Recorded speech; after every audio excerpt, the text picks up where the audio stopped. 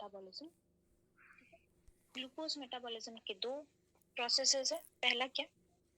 Glycolysis and another is gluconeogenesis। तो हम लोगों ने ग्लाइकोलाइसिस कंप्लीट कर लिया था। तो ग्लाइकोलाइसिस में हमको फटाफट से आंसर करना कि ग्लाइकोलाइसिस में टोटल कितनी एटीपी का फॉर्मेशन होता है? 4। Yes correct. नेट कितने एटीपी का फॉर्मेशन होता है? 2। Very good. एडीपी कितने, एनएडीएच कितने बनते हैं? 2। यस करेक्ट, 2 बनते हैं। कमिटेड स्टेप किसको बोला जाता है? Step 3। Yes very good. Step number 3 is committed step. कौन कौन सा स्टेप जो होता है ग्लाइकोलाइसिस में वो इरिवर्सिबल होता है? 1, 3 and 10। Correct, very good. Glucose जब ब्रेक डाउन होता है तो एंड प्रोडक्ट क्या बनता है? Pyruvic acid. पायरुविक कितने? 2 molecules of pyruvic acid। Yes very good, correct. हमको ये बताओ कि कौन से स्टेप के बाद वो 2 साइकिल में डिवाइड हो जाता है? कौन सा एक वो फेज आता है? मैम स्टेप 5 के बाद। यस, उसका नाम है ग्लिसरॉल्डिहाइड 3 फॉस्फेट। ठीक है? Yes ma'am. तो ग्लूकोज 1,6 बिसफॉस्फेट ब्रेक डाउन 2 चीज क्या? डीऑक्सीहाइड्रोजिनेस और glyceraldehyde 3 phosphate. Dihydroxy acetone phosphate. ठीक है? And glyceraldehyde 3 phosphate. Yes correct, तुमको लगभग सब आ गया। ठीक है? अच्छा, फर्स्ट क्लास में हम बताए थे कि ग्लूकोज जो है वो किस ट्रांसपोर्टर की मदद से साइटोप्लाज्म में एंटर करता है? मैम ग्लूट। Yes very good. तो अब हम लोग चलते हैं हमारे second step. This is known as gluconeogenesis.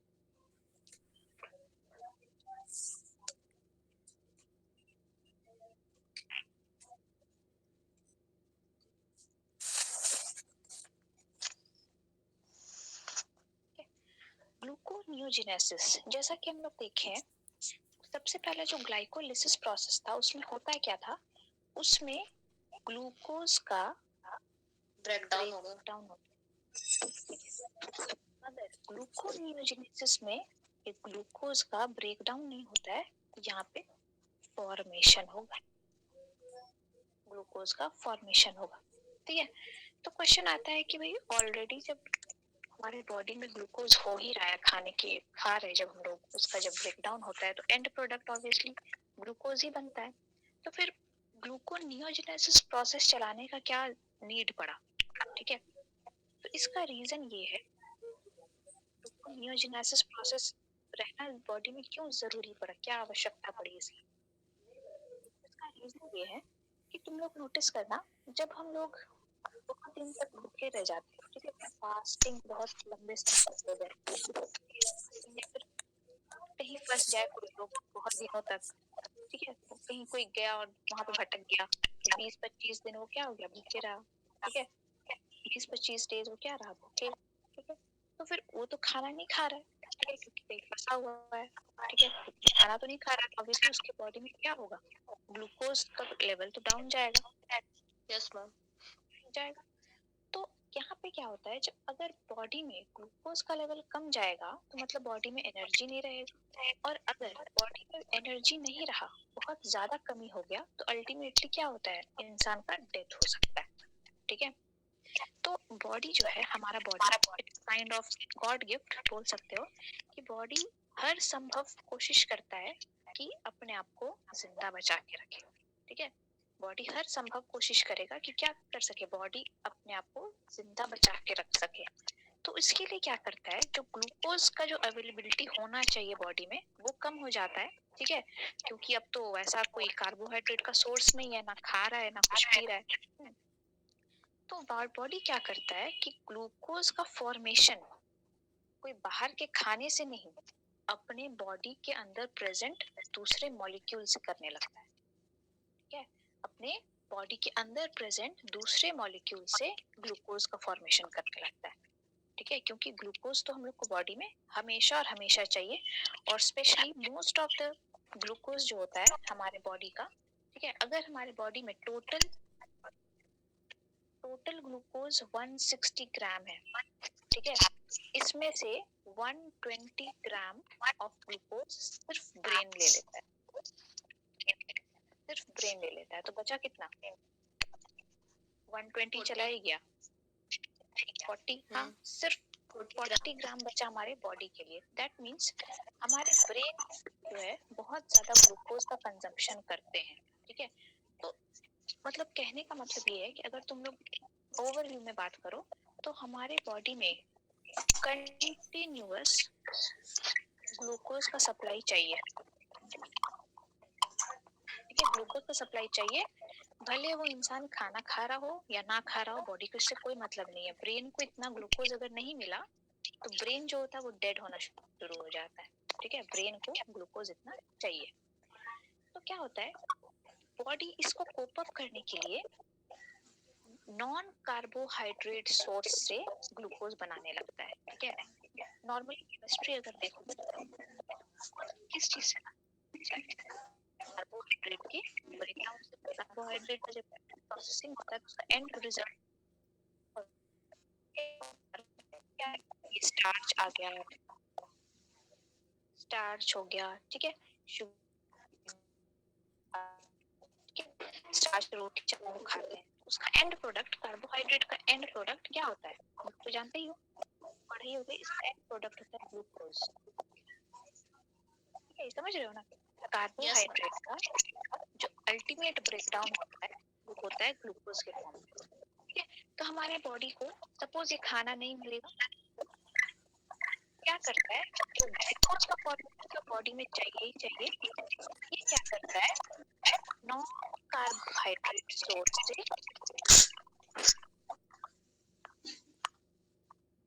Carbohydrate source से क्या बनाने लगता है, ग्लूकोज का फॉर्मेशन करने लगता है। और इसी को बोला जाता है प्रोसेस ग्लूकोनियोजेनेसिस। ग्लूकोज का formation other than carbohydrate source या फिर एनी नॉन कार्बोहाइड्रेट सोर्स। तो क्या होता है, देखो नॉन कार्बोहाइड्रेट सोर्स में क्या क्या आ सकते हैं। नॉन कार्बोहाइड्रेट के सोर्स में हमारे आते हैं प्रोटीन, फैट, डिफरेंट केमिकल्स हमारे बॉडी में होते हैं, जैसे कि पायरुवेट, लैक्टेट। पायरुवेट से भी ग्लूकोज बनता है, लैक्टेट से भी ग्लूकोज बनता है। तो हमारा बॉडी में जब कार्बोहाइड्रेट नहीं रहता है तो हमारा body non carbohydrate source, and these are the non carbohydrate source, इससे क्या करने लगता है, ग्लूकोज का फॉर्मेशन करने लगता है। और इसी प्रोसेस को बोलते हैं हम लोग ग्लूकोनियोजेनेसिस। ठीक है, अब इसको हम क्लियरली तुम लोग को एक्सप्लेन करते हैं, डे टू डे लाइफ में तुम लोग नोटिस करना। कभी तुम लोग नोटिस किए हो कि कोई इंसान बहुत दिनों तक भूखा रह गया, या फिर कुछ ऐसा उसके ऊपर विपत्ति आया कि उसको भोजन नहीं मिल पाया 2 समय का, ठीक है, बहुत दिनों तक खाना नहीं खा पाया। पहले वो हट्टा कट्टा तंदुरुस्त था, मगर धीरे धीरे वो क्या हो जाता है, धीरे धीरे उसका बॉडी एकदम खत्म होने लगता है, पतला दुबला हो जाता है अल्टीमेटली। ठीक है, तो पतला दुबला कैसे हो गया, क्योंकि उसका बॉडी जो इंसान था, जो पहले बहुत मोटा हुआ करता था, वो अल्टीमेटली बहुत पतला हो गया, क्योंकि उसको बहुत दिनों तक सही से खाना नहीं मिला। तो पतला क्यों हुआ, क्योंकि उसका बॉडी का जो मसल्स था, ये मसल्स था ढेर सारा, जो कि क्या था, प्रोटीन से उसका बॉडी क्या बना लिया, ग्लूकोज बना लिया यूज करके। ठीक है, उसके बाद इंसान के शरीर में और क्या रहता है, जब वो हट्टा कट्टा रहता है तो फैट भी रहता है, fat tissue, adipose tissue, fat से भी क्या बॉडी ग्लूकोज बना लिया। तो इसीलिए कहा जाता है, जब इंसान सही तरीके से खाना नहीं खाता है तो वो क्यों पतला हो जाता है, क्यों दुबला हो जाता है, क्योंकि उसका शरीर उसके बॉडी का फैट को, प्रोटीन को और अदर केमिकल्स को यूज करने लगता है ग्लूकोज बनाने के लिए। ठीक है, तो ये इनफैक्ट एक तरीके से बोल सकते हो कि हमारे बॉडी का एक सर्वाइवल स्ट्रैटेजी की तरह ये काम करता है। ग्लूकोनियोजेनेसिस हमारे बॉडी में होना बहुत जरूरी है, क्योंकि अगर ये नहीं होगा तो थोड़ा सा भी बॉडी में अगर ग्लूकोज का कमी होता है तो वो बॉडी कोलैप्स कर जाएगा। तो उस कोलैप्स करने की स्थिति तक ना पहुंचे बॉडी, इसीलिए हमारा शरीर क्या करता है, ग्लूकोनियोजेनेसिस करता है, जिससे वो क्या करता है, कार्बोहाइड्रेट का कोई जरूरत नहीं है, वो बॉडी में प्रेजेंट फैट से, बॉडी में प्रेजेंट प्रोटीन से, बॉडी में प्रेजेंट अनदर केमिकल से वो क्या करेगा, ग्लूकोज का आपूर्ति करेगा, तो ग्लूकोज को लेवल को मेंटेन करेगा, फॉर्मेशन। ठीक है, तो सब इंपॉर्टेंट समझ आया ग्लूकोनियोजेनेसिस का? यस मैम, कि कितना ज्यादा इंपॉर्टेंट प्रोसेस है हमारे बॉडी में। तो ग्लूकोनियोजेनेसिस का सिंपल मतलब ये है कि formation of glucose from the non carbohydrate source. ठीक है, करेक्ट। अब हम लोग देखते हैं कि इसका क्या स्टेप्स है, क्या प्रोसेस है। वैसे ये प्रोसेस भी चलेगा कहाँ, हमारे साइटोप्लाज्म में।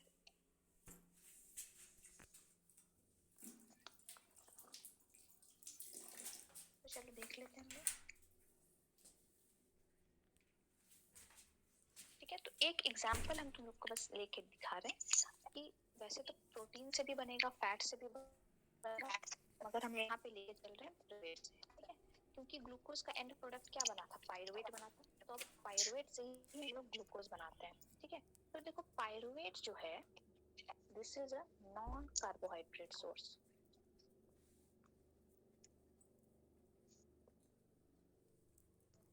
ठीक है, pyruvate is a non carbohydrate source, ये कार्बोहाइड्रेट नहीं है। तो और डेफिनेशन में ही है कि gluconeogenesis is the process of formation of glucose from non-carbohydrate source। ठीक है, तो देखो क्या होता है इसमें, इस पूरे प्रोसेस में तुम लोग को सिर्फ 4 मेन एंजाइम्स याद रखने हैं। ठीक है, सारे एंजाइम्स को नहीं याद रखना है, ये 4 मेन एंजाइम्स है इस प्रोसेस के। तो चलो देखते हैं। तो देखो यहाँ पे ग्लूकोनियोजेनेसिस में यहाँ पे हम लोग देख रहे हैं पायरुवेट से ग्लूकोज कैसे बनेगा। ठीक है, तो देखो पायरुवेट कन्वर्ट होता है ऑक्सैलो एसीटेट या फिर ऑक्सैलो एसिटिक एसिड। ठीक है, उसको ऑक्सैलो एसीटेट ही बोल सकते हैं। ठीक है, इन the presence of enzyme pyruvate carboxylase, in the presence of enzyme pyruvate carboxylase. ठीक है, फिर ऑक्सैलो एसीटेट कन्वर्ट होता है फॉस्फोइनॉल पायरुवेट में, in the presence of second enzyme phosphoenol pyruvate carboxykinase. ठीक है, this is the second enzyme. अब देखो फॉस्फोइनॉल पायरुवेट फिर कन्वर्ट होता है हमारा 2-फॉस्फोग्लिसरेट, उसके बाद 2-फॉस्फोग्लिसरेट कन्वर्ट होता है हमारा 3-फॉस्फोग्लिसरेट। ठीक है, 3-फॉस्फोग्लिसरेट में कन्वर्ट होने के बाद वो कन्वर्ट होता है 1,3-बिसफॉस्फोग्लिसरेट। ठीक है, अब इन दोनों के प्रोसेस पे एक एटीपी का कंजम्पशन होता है। ठीक है, यहाँ पे एटीपी क्या हो रहा है, यूज हो रहा है, प्रोसेस में एनर्जी लग रहा है। तो 1,3-फॉस्फोग्लिसरेट से 1,3-बिसफॉस्फोग्लिसरेट में कन्वर्ट करने के लिए एक एटीपी का यूज होता है। नेक्स्ट वो कन्वर्ट होता है 1,3-बिसफॉस्फोग्लिसरेट।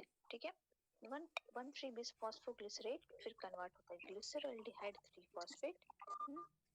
अब यहाँ से यहाँ तक प्रोसेस आने के लिए यहाँ पे एक NADH इन्वेस्ट होता है। ग्लिसरॉल्डिहाइड 3-फॉस्फेट जब बन जाता है उसके बाद ये कन्वर्ट होता है फ्रुक्टोज 1,6-बिसफॉस्फेट। फ्रुक्टोज 1,6-बिसफॉस्फेट में जब आता है तो वो फिर कन्वर्ट हो जाता है fructose six phosphate in the presence of enzyme fructose one six bisphosphatase. ठीक है, और यहाँ पे एक फॉस्फेट का रिमूवल होता है, फॉस्फेट ग्रुप का रिमूवल होता है। नेक्स्ट फ्रुक्टोज 6-फॉस्फेट फिर कन्वर्ट हो जाता है ग्लूकोज 6-फॉस्फेट। ठीक है, ग्लूकोज 6 फॉस्फेट के बाद ये कन्वर्ट हो जाता है सीधे ग्लूकोज में in the presence of enzyme glucose 6 phosphatase। ठीक है, तो अल्टीमेटली यहाँ पे एंड प्रोडक्ट क्या बना, यहाँ पे एंड प्रोडक्ट बना हमारा ग्लूकोज। ठीक है, और इस पूरे प्रोसेस में 4 मेन एंजाइम लगते हैं, स्टेप नंबर 1 में, स्टेप नंबर 2 में, ठीक है, स्टेप नंबर 3 4 5 6 7 8 में एंड 10। ये जो स्टेप्स है ये यहाँ पे मेन एंजाइम्स लगते हैं। ठीक है, तो देखो इस पूरे पायरुवेट से ग्लूकोज बनाने के प्रोसेस में कितने एटीपी का खर्च हो रहा है, कितना एटीपी लग रहा है? 160 2 एटीपी लग रहा है, 2 एटीपी NA, ठीक है, इसके बाद कितना एक जीपी। ठीक है, तो अब हम एक चीज और तुम लोग को बताना चाहते हैं, ये जो प्रोसेस है यार, पायरुवेट जो है, ठीक है, वो कितने कार्बन का कंपाउंड है? 3 कार्बन। ठीक है, और कितना होता है? 6 कार्बन का। दैट मींस हमारे कितने पायरुवेट यहाँ पे लगेंगे एक ग्लूकोज बनाने में? 2। यस बिल्कुल, हमें 2 पायरुवेट लगेंगे क्या बनाने के लिए? ग्लूकोज बनाने के लिए। ठीक है, तो pyruvate, auxiliary acetate, phosphoenol pyruvate, और ये, ठीक है, ये जो प्रोसेस है यहाँ ये 2 बार चलेगा। ठीक है, यहाँ पर भी दोबारा चलेगा क्योंकि ये क्या है, ये पूरे के पूरे 3 कार्बन 2 बार चलेगा। उसके बाद यहाँ से जो प्रोसेस है ये सिंगल प्रोसेस है क्योंकि यहाँ से फिर क्या हो जाता है 6 कार्बन ये, और अल्टीमेटली कार्बन का मॉलिक्यूल बनाएगा, दैट इज आवर ग्लूकोज। ठीक है, समझ आया? Yes ma'am. तो देखो यहाँ पे इम्पोर्टेंट क्या है, यहाँ पे तुम लोग को देखना है कि किस स्टेप में एटीपी लग रहा है, किस स्टेप में जीटीपी लग रहा है, कहाँ पे एनएडी लग रहा है। ठीक है, तो यहाँ पे जो एटीपी जो कंजम्पशन होता है, ठीक है, कितना कंजम्पशन होगा तुम लोग अब बताओ, क्योंकि ये प्रोसेस कितने बार चल रहा है? 2 बार चल रहा है, 2 बार। ठीक है, तो यहाँ पे कितना एटीपी कंजम्पशन होगा टोटल? Ma'am 4 ATP. यहाँ पे 2, यहाँ पे 2 होगा, 2 एटीपी लगेगा, यहाँ 2 जीटीपी लगेगा। ठीक है, यहाँ पे 2 एटीपी फिर से लगेगा, एक ही लगेगा एनएडीएच वाला, नहीं सॉरी, यहाँ पे 2 लगेगा, बाद जो है 2 एक लगेगा। तो टोटल हम लोग का जो एटीपी का इन्वेस्टमेंट हुआ वो 4 एटीपी, 2 जीटीपी एंड 2 एनएडीएच। ठीक है, तो तुम लोग एक चीज नोटिस करना, ग्लूकोनियोजेनेसिस में एनर्जी का इन्वेस्टमेंट तो हो रहा है मगर एनर्जी का प्रोडक्शन नहीं हो रहा है। ठीक है, समझ आ रहा है? इस प्रोसेस में एनर्जी का इन्वेस्टमेंट हो रहा है। म्यूट कर दो, अभी ऑडियो ऑन है। अच्छा बुझाया, ऑन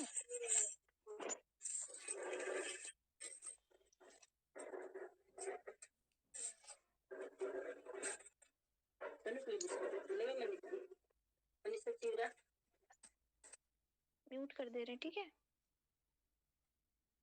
ठीक है, तो देखो ग्लूकोनियोजेनेसिस में हो क्या रहा है, यहाँ पे एटीपी का या फिर बोल सकते हो ये एनर्जी का कंजम्पशन हो रहा है, कंजम्पशन हो रहा है, बट नो एटीपी का, मतलब कोई भी एटीपी का प्रोडक्शन नहीं हो रहा है। ठीक है, ये बहुत इंपॉर्टेंट एक वो है, डिफरेंस बोल सकते हो तुम लोग कि ग्लाइकोलिसिस एंड ग्लूकोनियोजेनेसिस में। ग्लाइकोलिसिस में क्या होता था, ग्लाइकोलिसिस में भले एनर्जी का यूज होता था मगर एट द एंड 2 एटीपी बन ही जाता था। एनर्जी प्रोडक्शन मैम आपका आवाज नहीं आ रहा है। नहीं आ रहा। Ma'am you are audible. अच्छा ठीक है।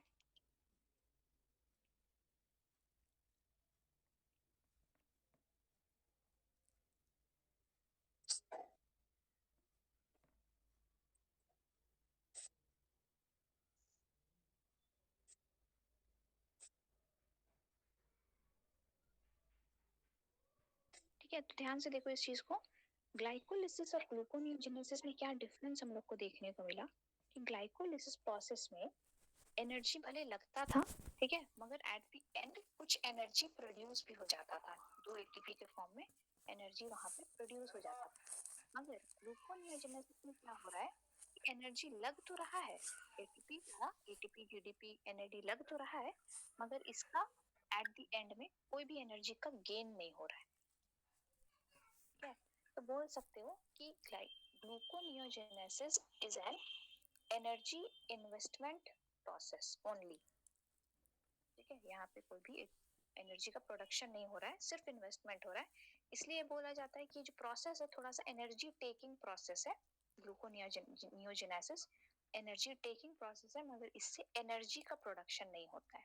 ठीक है, तो सपोज कंफ्यूज करने के लिए तुम लोग को क्वेश्चन दिया जाए कि ग्लूकोनियोजेनेसिस में क्या एनर्जी गेन एटीपी का होता है कुछ? क्या नहीं। आंसर होगा? नो। नहीं होता है। No energy production in the process of gluconeogenesis. मतलब ग्लाइकोलिसिस प्रोसेस में क्या होता था, वहां पे हमारा प्रोडक्शन 2 होता था, का नेट गेन होता था 2 एटीपी। ठीक है, तो ये जो प्रोसेस तुम लोग देख रहे हो अपने स्क्रीन पे, ठीक है, ये तो याद करने वाला चीज है, इसको तो याद कर ही लेना। ठीक है, इसमें कुछ इसका शॉर्टकट नहीं है। और याद करने में क्या चीज करना, ये 4 एंजाइम को याद करना, ये एंजाइम इंपॉर्टेंट है। उसके बाद कहाँ पे एटीपी, कहाँ जीटीपी, कहाँ एनएडीएच लग रहा है। ठीक है, ये देख लेना। उसके बाद ये पीपी नहीं भी लिखोगे, जो फॉस्फेट निकल रहा है, ये नहीं भी लिखोगे तो ये चल जाए। ठीक है, तो हमको बताओ इस पूरे प्रोसेस में, दोबारा से बताओ, पूरे प्रोसेस में कितने एटीपी कंज्यूम हो रहे हैं? Ma'am 4 ATP. 4 ATP, correct. कितने जीटीपी कंज्यूम हो रहे हैं? मैम 2। 2 जीटीपी कंज्यूम हो रहे हैं। कितने एनएडीएच कंज्यूम हो मैम रहे हैं? 2। 2। ठीक है, समझ आ रहा है ना क्यों हम लोग 2 2 नंबर लिख रहे हैं यहाँ पे? क्योंकि ये जो प्रोसेस है, ये वाला प्रोसेस यहाँ से लेके यहाँ तक ये 2 बार चल रहा है। क्यों? क्योंकि पायरुविक एसिड 3 कार्बन का है और ग्लूकोज 6 कार्बन का है। 3 और 3 2 बार चलना होगा, तब ये मर्ज होते हैं दोनों, और आपको 6 कार्बन का। ठीक है, तो gluconeogenesis is an energy investment process. ठीक है, क्लियर हो गया? Yes ma'am. क्या तुम लोग इसको अपने वर्ड्स में लिख सकते हो, इस पूरे प्रोसेस को? Yes ma'am. है ना? ठीक है, तो जब हम तुम लोग को ये पीडीएफ भेजेंगे, ठीक है, तब तुम लोग इसका एक्सप्लेनेशन, ये जो पूरा जो दिख रहा है, ठीक है, ग्लाइकोलिसिस और ग्लूकोनियोजेनेसिस का भी अपने वर्ड्स में लिखना होगा। ठीक है, क्योंकि अपने वर्ड्स में लिखोगे तो वो तुम लोग को याद करने में आसानी होगी। ठीक है, यस मैम। ठीक है, तो आज हम प्रैक्टिकल नहीं लेंगे क्योंकि समय हो गया है। ठीक है, कल हम इसका प्रैक्टिकल लेंगे। ठीक है, और कल हम लोग कुछ नया टॉपिक स्टार्ट कर देंगे। ठीक है, समझ आया आज का क्लास? Yes ma'am. ओके, चलो thank you. Thank you. Ma'am कल का क्लास का टाइमिंग? कल 1 बजे से होगा। Okay, thank